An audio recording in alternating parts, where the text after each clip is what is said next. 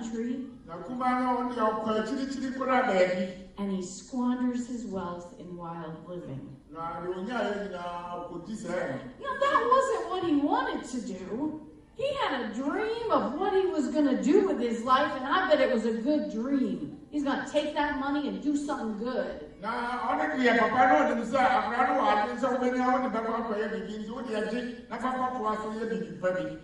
But he just lived it up and spent it all. And after he spent it all, there was a famine in the land.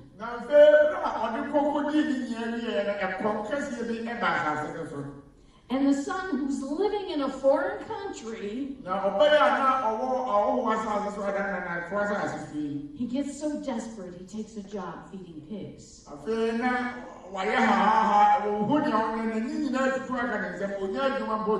Now back home, he's the son of a wealthy, respected man. He comes from an important family. He grew up in a fancy house. They had lots of animals and property. And he had servants to take care of it all. And now he's living in a foreign country that has had a famine and their economy is collapsing.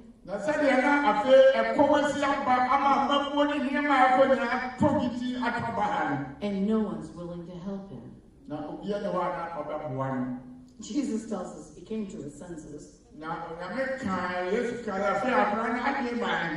He said, how many of my father's hired servants are living better than me? They got food to spare and I'm starving to death.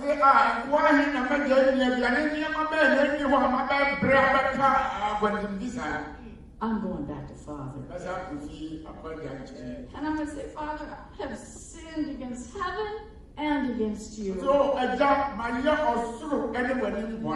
I'm not worthy to be your son, but make me like a hired servant. So he got up and he went to his father. Now, in the New International Version of the Bible, it has a title for this story. It says, The Parable of the Lost Son. But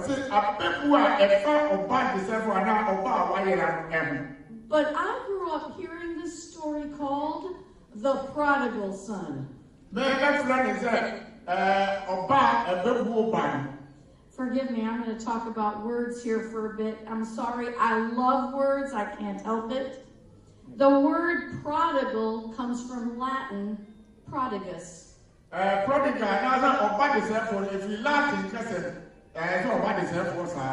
It's the word for lavish. And we get from the same Latin word, we get the word in English, prodigious.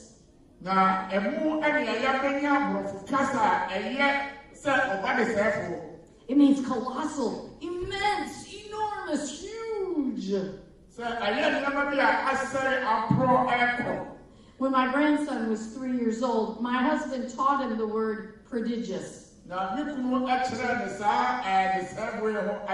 It was hilarious to watch the two of them. Whenever they thought something good, they'd go, prodigious.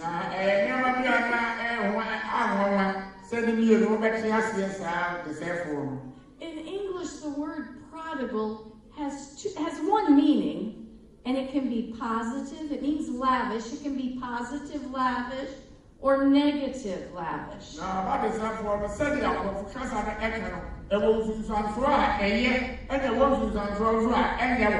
It can be extremely lavishly wasteful, like the prodigal son.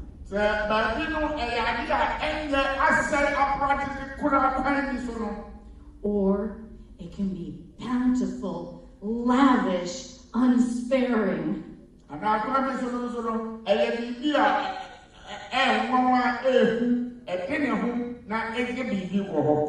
There's a New York City pastor, Tim Keller, and he wrote a book called The Prodigal God. Na so ba na oronso ha eka onyamia oronso aye osefo. Not wasteful, but lavish, unsparing.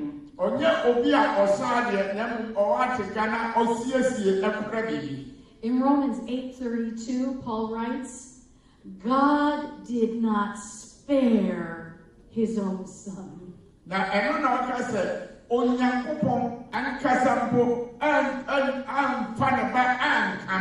He gave him up for us all. How will he also not, along with Jesus, graciously, bountifully, lavishly, unsparingly give us all things?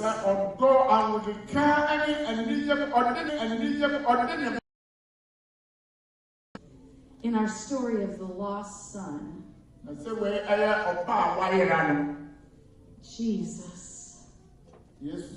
Jesus, the beloved Son of God. He tells the crowd while the son was still far away.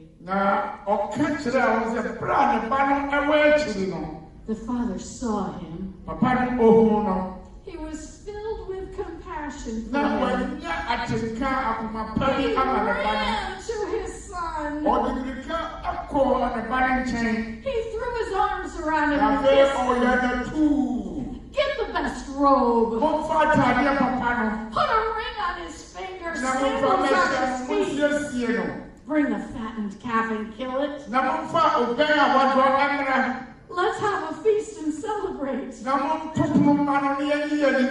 For this son of mine was dead and he's alive again.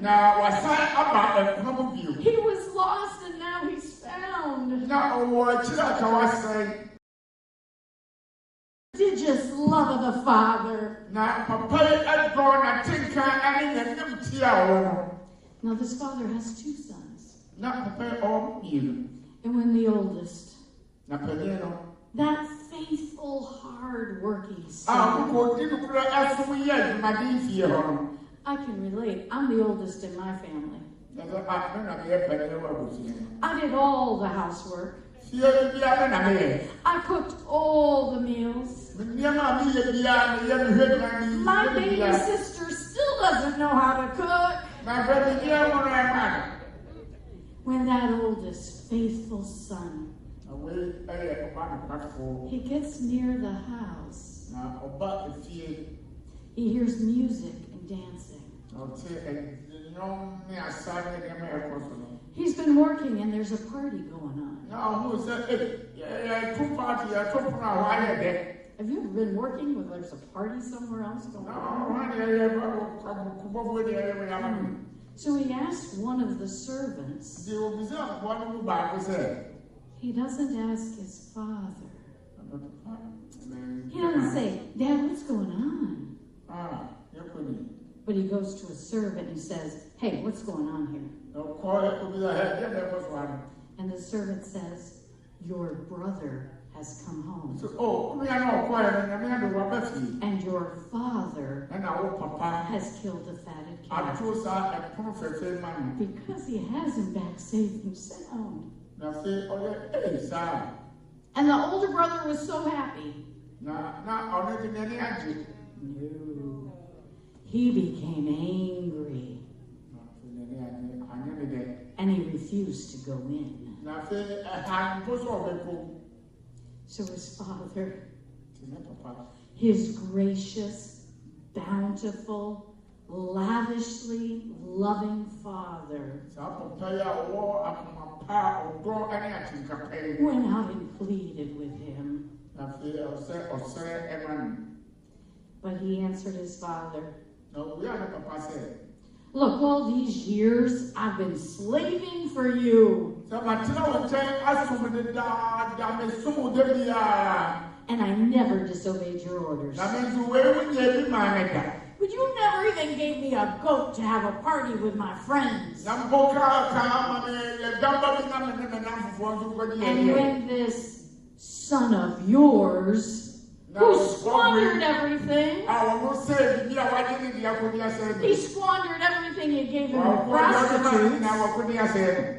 You killed a fattened calf for him. My son, the father says, you're always with me. Everything I have is yours. But we had to celebrate and be glad because this brother of yours was dead and he's alive.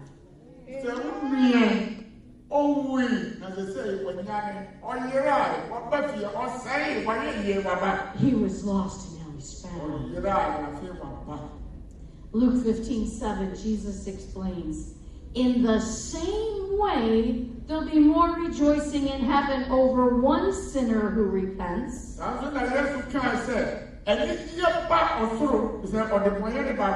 over 99 persons, righteous persons who do not need to repent.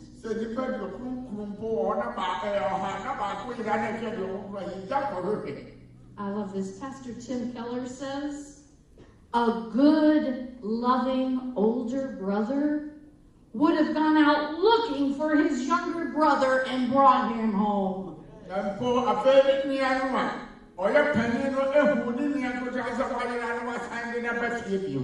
And you know Jesus. He's the perfect son to the Father. He says, if you've seen me, you've seen the Father. My Father and I are one. He's the perfect son. And he's the perfect older brother for you. Because he laid down his life for you.